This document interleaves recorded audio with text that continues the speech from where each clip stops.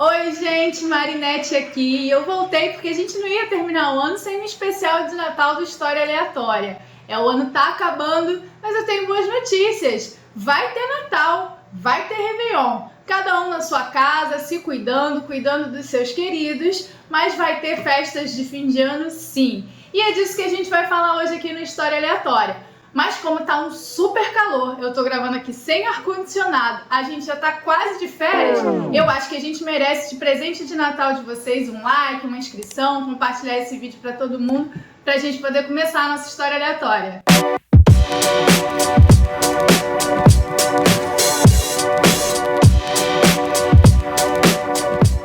Então vamos lá, gente, porque a gente vai falar de Natal. E essa é uma das principais datas de uma das maiores religiões do mundo. Até mesmo para as pessoas que não são cristãs acabam comemorando essa data porque é feriado em vários países. Agora, eu não duvido nada se cada vez que a gente fala de Natal, ao invés de vir a imagem de Cristo, de toda aquela festa católica ou cristã, venha na cabeça de vocês a imagem do Papai Noel primeiro. Afinal de contas, o que é Papai Noel? De onde surgiu isso? O que isso tem a ver com o Natal? E é o seguinte, a história do Papai Noel é meio parecida com a decoração de Natal da nossa casa. Primeiro a gente compra só uma árvore, um pisca-pisca e meia dúzia de bolinha. Quando a gente vê, a gente já botou uma estrela no topo da árvore, tem um presépio em algum canto da sala, tem meia, guirlanda, tem decoração de Papai Noel por toda a casa. A história do Papai Noel é parecida porque ela começa com uma história simples. Cada lugar que ela passa, ela vai recebendo elementos próprios daquele local e a história vai ficando mais parecida com a cultura daquele povo. Vamos lá, gente. Como é que tradicionalmente funciona o Natal? Até 2019, porque esse ano vai ter que ser diferente, as famílias se reuniam, faziam uma ceia de Natal, faziam a sua refeição juntos, trocavam alguns presentes. E antes da meia-noite as crianças iam dormir, porque de madrugada Papai Noel ia chegar pela chaminé com aquela roupa super quente e deixar presentes no pé da lareira ou então dentro das meias. Nada nessa história parece fazer sentido em relação ao Papai Noel, não é mesmo? Porque a roupa dele é super inadequada, aqui no Brasil a gente quase nunca tem lareira em casa e chaminé muito menos. Então você já deve ter se perguntado de onde que a gente tirou essas histórias. Eu sei que aqui no Brasil, às vezes, as coisas não parecem ter muito sentido, mas hoje eu vou explicar para vocês de onde veio essa maluquice toda. A primeira referência que a gente tem que pensar é São Nicolau. São Nicolau é um santo da Igreja Católica e da Igreja Ortodoxa que viveu lá no Império Romano, era um bispo e chegou a participar até do Concílio de Nicéia. Na Europa, ele é conhecido por ser o santo padroeiro dos estudantes, dos pobres, dos marinheiros, das crianças e tem vários milagres atribuídos a ele. O mais famoso é que ele teria ajudado uma família muito pobre que tinha 3 filhos e que não ia conseguir pagar um dote para elas se casarem. Naquela época, não conseguir pagar um dote para as suas filhas se casarem significava que provavelmente ou elas iam acabar virando escravas ou elas iam acabar na prostituição. São Nicolau, para ajudar essa família, ajudar essas meninas, foi sorrateiramente de madrugada e jogou 3 sacos de moedas pelas chaminés que caíram dentro das meias que as meninas tinham botado para secar durante a noite. Quando elas acordaram, encontraram lá o dinheiro suficiente para pagar o seu dote e que elas pudessem se casar. Ah, a meia, o presente, a chaminé, olha aí as coisas aparecendo. Um local importante para a gente entender como São Nicolau, um santo, acabou virando Papai Noel, é a Holanda. Porque lá na Holanda, a navegação é muito importante. E como São Nicolau é padroeiro dos navegantes, ele acabou sendo muito referenciado. Tanto que a capital Amsterdã tem como santo padroeiro São Nicolau. É lá que o São Nicolau vai começar a mudar um pouco e virar a figura do Sinterklaas. Sinterklaas? Falei certo? Não fazemos a mínima ideia.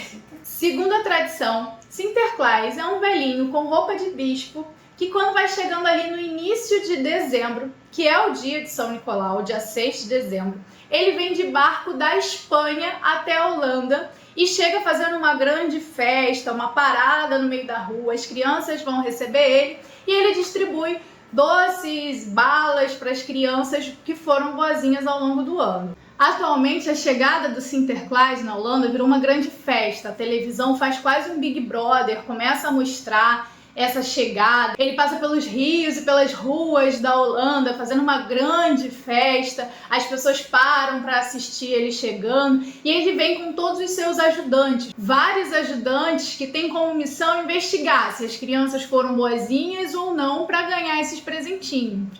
Tá vendo como é que a história tá ficando bem parecida, né? Esses ajudantes variaram muito ao longo da história. E aquela coisa, tradição oral, cada lugar conhece como uma forma. Mas a história ficou mais ou menos padronizada quando lá no século XIX um autor holandês escreveu um livro contando essa história e aí trouxe vários elementos daquela época para a história. Por exemplo, o barco que Sinterklaas chegava na Holanda passou a ser um barco a vapor, símbolo da segunda revolução industrial. E os seus ajudantes passaram a ser ajudantes negros, que na história seriam escravos que foram libertados pelo Sinterklaas para ajudar ele nessa missão. Aí a coisa começa a ficar complicada, porque as pessoas que participam da parada de Sinterklaas atualmente lá na Holanda pintam seu rosto de preto para ficarem parecidos com esses ajudantes. E isso é uma coisa que aqui no Brasil a gente chama de blackface. São pessoas brancas que se pintam com tinta preta, põem uma peruca black power, pintam a boca de vermelho de uma forma muito exagerada para caricaturar e ridicularizar os negros. E isso é racista e extremamente ofensivo. O principal ajudante do Sinterklaas é o Pedro Preto. E lá na Holanda, ele se misturou com uma lenda urbana parecida com a do velho do saco aqui do Brasil, de alguém que vai sequestrar as crianças ruins. E isso reforça muito um preconceito contra os negros na Holanda, que começam a ser vistos como pessoas violentas e que vão castigar, e que as crianças começam a ter medo delas. E não vamos passar pano pra Holanda, não. Essa coisa de que, mas lá é outra cultura, outra história. Você lembra que na escola você estudou invasões holandesas aqui no Brasil? Por quê? A Holanda veio aqui para a América e conseguiu algumas colônias aqui. E a escravidão era uma prática que os holandeses faziam aqui também. Então, a escravidão está muito relacionada com a história da Holanda. A questão não é nada simples, tem que ser debatida, tem que ser questionada. Hoje em dia, quando vai chegando o dia de São Nicolau, existe um grande debate na Holanda entre as pessoas que criticam essa cultura, criticam esses hábitos, e não raramente a ONU se envolve nessa discussão. O primeiro-ministro tem que fazer declarações e as paradas são até interrompidas por manifestações. E pasmem que aqui no Brasil, algumas cidades de descendência holandesa acabam refazendo a festa de Sinterklaas. É o caso, por exemplo, da cidade de Olambra, lá em São Paulo. Eu achei um artigo em que a jornalista Ana Clara Barbosa, do Intercept, conta como é que foi a infância dela em Olambra. E ela conta como é que eram essas festas. Tinha lá a figura de Sinterklaas, de Pedro Preto, e o Pedro Preto vinha na cidade para castigar as crianças, chegando até mesmo a entrar nas escolas e dar varada nas crianças que eram maldosas. Imagina o que é você ser uma criança atentada e quando chega dezembro, além de ficar de recuperação, o seu professor te aponta pro Pedro Preto para te castigar, te dar varada e ameaçar te levar dentro de um saco para trabalhar em plantações de laranja lá na Espanha. Meu Deus do céu! Voltando à Europa, a imagem do São Nicolau vai ficar um pouco abalada depois da Reforma Protestante, porque os países que fizeram a reforma e abandonaram o catolicismo vão começar a querer tirar todos esses hábitos católicos. Foi o caso na Inglaterra, que passou por uma reforma protestante muito forte. Lá, os puritanos começaram a tirar tudo que tinha do São Nicolau, inclusive a comemoração da sua data. Mas como era um hábito muito forte na população, eles passaram a pegar aquela tradição de trocar presentes, de dar coisas para as crianças no dia 6 de dezembro e jogaram para a data importante para o cristianismo, que é o nascimento de Cristo, o dia 25 de dezembro. Para substituir a imagem de São Nicolau, eles pegaram uma antiga lenda que já existia lá na Inglaterra do Father Christmas, um velhinho que circula durante o inverno pela Inglaterra, passando de casa em casa e pedindo acolhimento, um pouco de comida, um abrigo. E as pessoas que ajudassem esse velhinho, o Father Christmas, teriam um bom inverno. Enfim, os países europeus fizeram suas adaptações da história de São Nicolau, exceto a Holanda. A Holanda não. Nem a Holanda, nem uma cidade que tinha muitos holandeses aqui na América, conhecida como Nova Amsterdã, ou então, como vai passar a se chamar alguns anos mais tarde, de Nova York. É lá em Nova York que o São Nicolau, que já tinha virado Sinterklaas, vai se misturar com as ideias do Father Christmas, roubar vários elementos, como por exemplo a roupa, a ideia da ceia, e vai se transformar em Santa Claus. Daí vai começar a ser exportado para o resto do mundo. Em Portugal, essa figura vai começar a ser chamada de Pai Natal. Na França, a tradução literal de Father Christmas vai ser Père Noël. E aí aqui no Brasil a gente vai pegar um pouco de cada um e vai fazer Papai Noel. Um pouco do nome de Portugal, um pouco do nome da França e vai fazer a nossa própria tradição. A roupa super inadequada do Papai Noel e os hábitos, como por exemplo chegar da chaminé ou a gente achar que vai receber o presente dentro de uma meia, que a gente não tá nem querendo ver meia no verão aqui do Brasil, eles são importados pelos Estados Unidos aqui pra gente. Principalmente por aquela marca de refrigerante que a gente gosta de tomar bem geladinho. Mas isso não significa que a gente não pode adaptar as coisas para nossa cultura. E a gente tem feito isso ao longo dos anos. Olha, alguns anos atrás eu já estava vendo por aí nos shoppings que fazem a vinda do Papai Noel, Papais Noéis negros. Também a gente vê em marketing aqui pelo Brasil algumas figuras do Papai Noel na praia, de sunga, tirando aquela roupa super quente. Faz parte da tradição do Papai Noel ele se adaptar ao local por onde ele está sendo contado. Uma outra adaptação interessante que a gente começou a fazer do Papai Noel aqui no Brasil foi a chegada do Papai Noel de helicóptero. Aqui no Rio de Janeiro, na década de 60, o jornal O Globo começou a fazer um grande evento para fazer essa chegada do Papai Noel.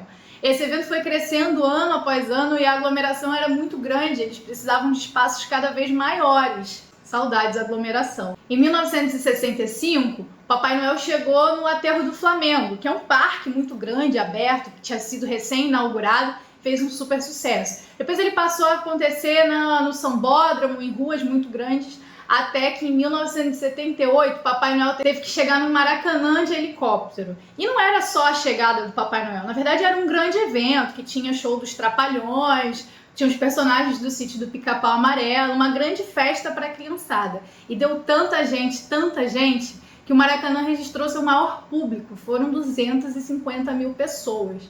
Isso mesmo, o recorde do Maracanã não é a Copa do Mundo, não é Fla-Flu, não é nenhum show internacional, mas Papai Noel. Acho digno.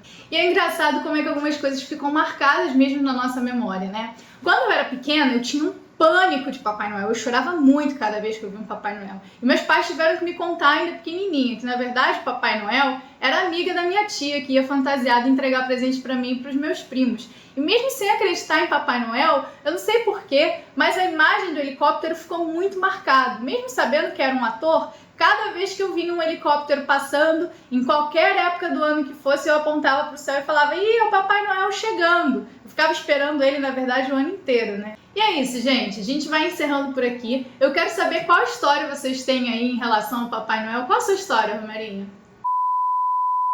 Eu já pedi pro Romerinho contar, mas ele não quer me contar qual é a história dele relacionada com o Papai Noel. A gente encerra esse vídeo por aqui e encerra também as nossas atividades de 2020.